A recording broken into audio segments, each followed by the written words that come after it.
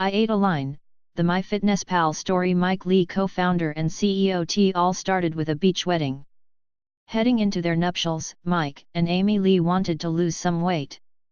A fitness trainer gave them a list of the nutritional values of 3,000 foods and a pad of paper for tracking calories.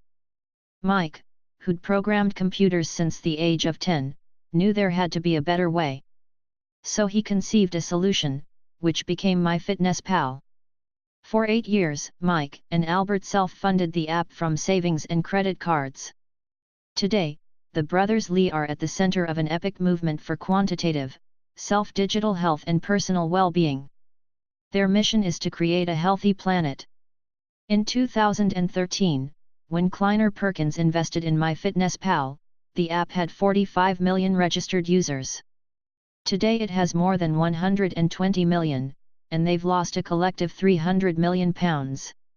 With a database of 14 million foods plus real-time links to Fitbit and dozens of other apps, MyFitnessPal makes it easier than ever to track what you eat and how effectively you exercise. By revealing what used to be hidden, the calories you burn on your morning run, for example, MyFitnessPal helps users set and achieve ambitious personal goals. Members make daily choices that change their lives. As a bonus, the app comes with a network of friends who cheer you on each day. OKRs are not islands. To the contrary, they create networks vertical, horizontal, diagonal to connect an organization's most vital work. When employees align with a company's top-line goals, their impact is amplified. They stop duplicating efforts or working counterproductively against the grain. As brothers Mike and Albert Lee discovered while building MyFitnessPal, the world's leading health and fitness app, strong alignment is critical to the day-to-day progress that kindles the next big leap. If this story sounds like a perfect setting for OKRs, you're not mistaken. Goal setting came organically for Mike and Albert, though not always easily, as you will see. In February 2015, their company was acquired by Under Armour for $475 million. The merger married MyFitnessPal's strength in technology to one of the industry's great brands. Suddenly the Lees had access to world-class professional athletes, the next frontier for digital fitness. As Mike says, "We want to skate to where the puck is going." The new business structure brought new challenges for goal setting, around alignment in particular.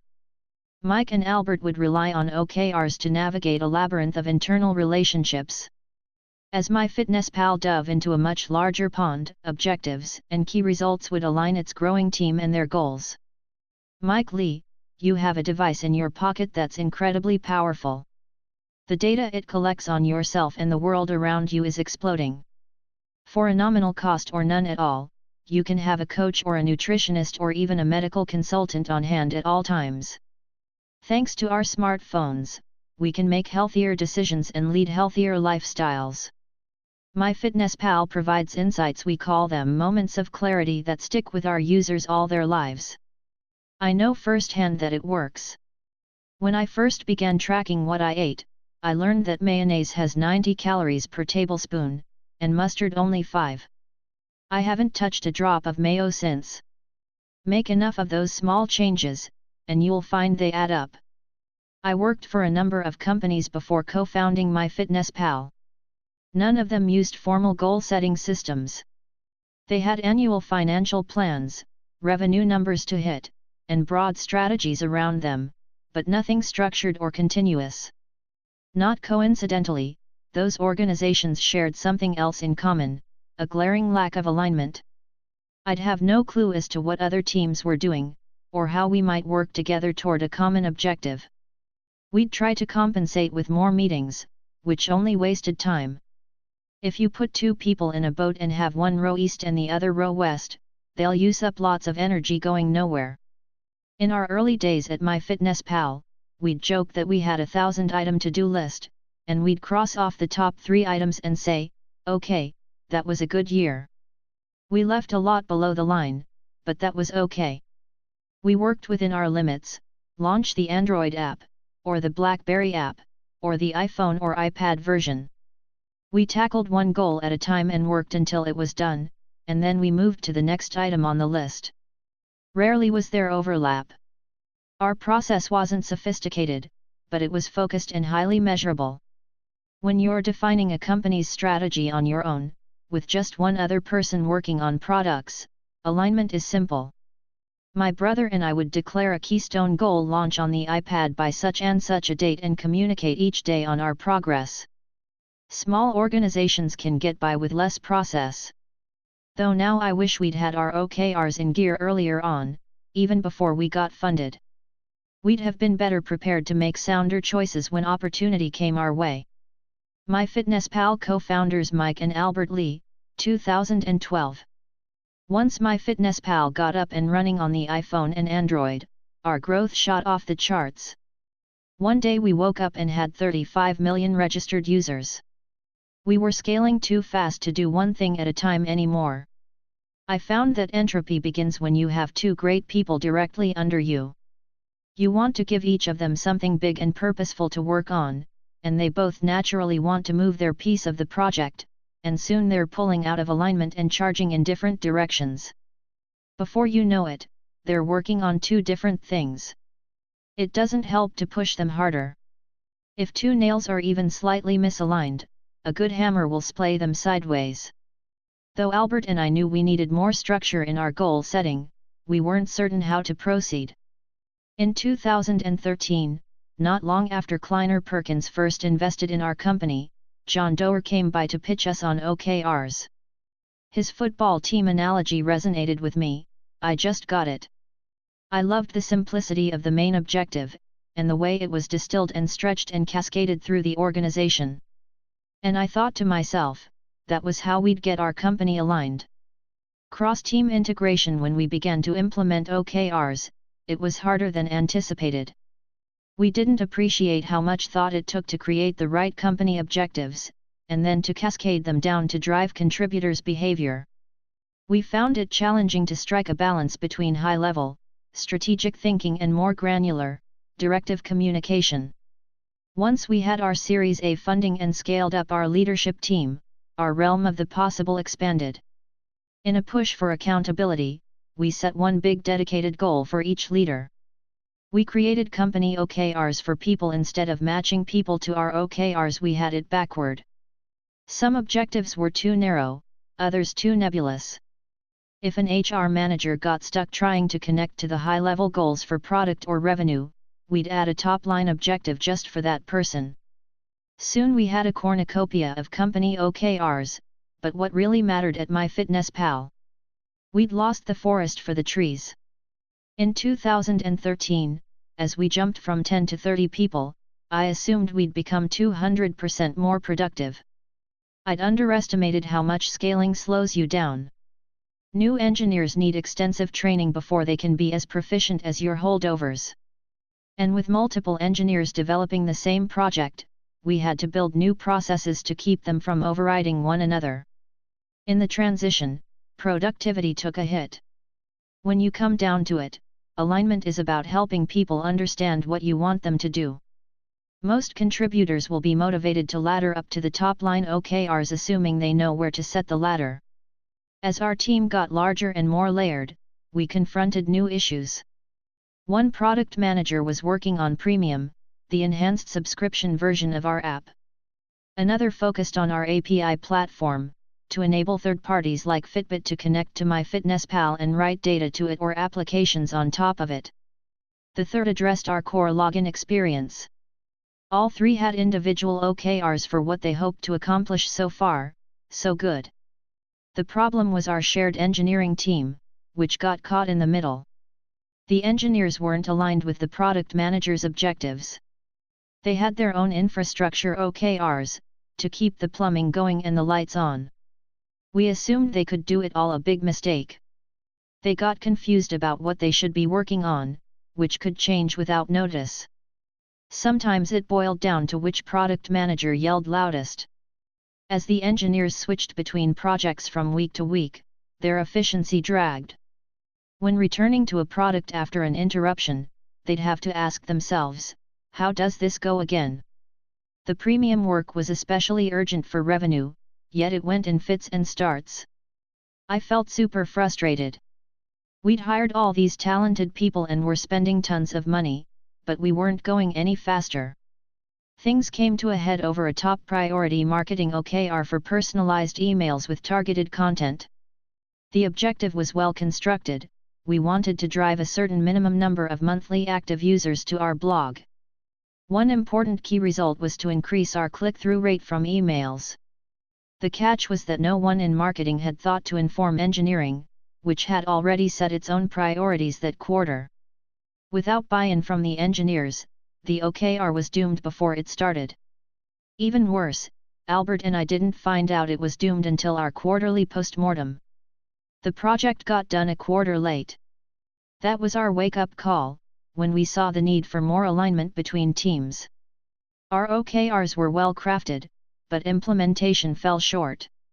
When departments counted on one another for crucial support, we failed to make the dependency explicit. Coordination was hit and miss, with deadlines blown on a regular basis.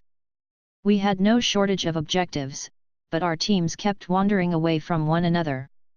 The following year, we tried to fix the problem with periodic integration meetings for the executive team. Each quarter our department heads presented their goals and identified dependencies. No one left the room until we'd answered some basic questions. Are we meeting everyone's needs for buy-in? Is a team overstretched? If so, how can we make their objectives more realistic? Alignment doesn't mean redundancy. At MyFitnessPal, every OKR has a single owner, with other teams linking up as needed. As I see it, CO ownership weakens accountability. If an OKR fails, I don't want two people blaming each other. Even when two or more teams have parallel objectives, their key results should be distinct. Each time we went through the OKR process, we did a little better. Our objectives got more precise, our key results more measurable, our achievement rate higher. It took us 2 or 3 quarters to really get the hang of it, particularly for product features keyed to a broad objective. It's not easy to predict the market for the conceptually new. We'd wildly beat our metric or wildly miss. So we switched it up. We began pinning our key results to deadlines instead of revenue or projected users. Example, launch MFP Premium by 5/1/15. After a feature launched and some real data came back, we'd be in a stronger position to assess its impact and potential. Then our next round of OKRs could be more realistically keyed, or stretched, to projected outputs. At times we'd see our team choosing lower risk key results, like sending emails here or push notifications there. The more ambitious the stretch in the objective, the more conservatively people made their KRS a classic unintended consequence. So we learned to design our goals to fit the context. Where appropriate, we went for the incremental. But there were times when we told the team, don't worry about monthly active user impact on this one. Just build the best feature you can. We want you to swing for the fences. Unacknowledged dependencies, writ larger. Going with Under Armour meant adapting to a company with a whole different mode of goal setting. Suddenly I had a boss to align with and a newly formed division to run, UA Connected Fitness North America. Our mandate was to leverage emerging digital technologies to improve fitness and performance. I had 3 additional apps to coordinate, each with a different culture and working style. At scale, alignment grows exponentially more complex. How would we show 400 people what we were trying to achieve, to help them align with us and with one another? How could we get everybody rowing in the same direction? In the beginning, I found it really hard to do. I can hardly imagine how Amazon or Apple manages. When we introduced OKRs throughout our division, it made a big difference. A few weeks after our acquisition, my boss called an off-site leadership meeting for 20 people, including Connected Fitness stakeholders across the company. Since Under Armour followed an annual cadence, department heads were to present what they aimed to achieve that year. At MyFitnessPal, we were accustomed to investing the time to frame our objectives correctly. Our group was ready. As the meeting unfolded, Albert and I were surprised to discover that the e-commerce team was counting on us to drive significant traffic from our apps. The data team assumed we'd deliver a mass of data.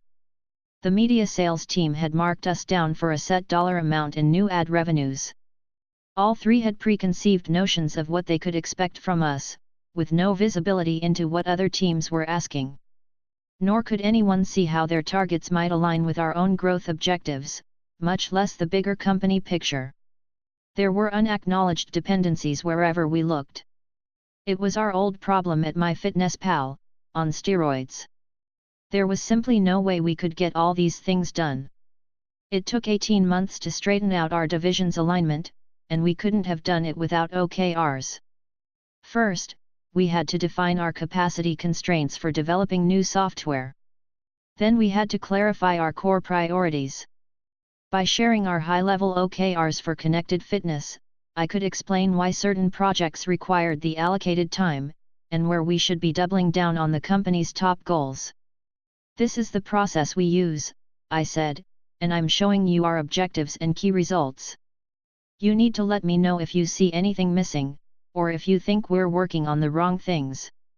It was one-way transparency, and I felt a little nervous going in, but it worked.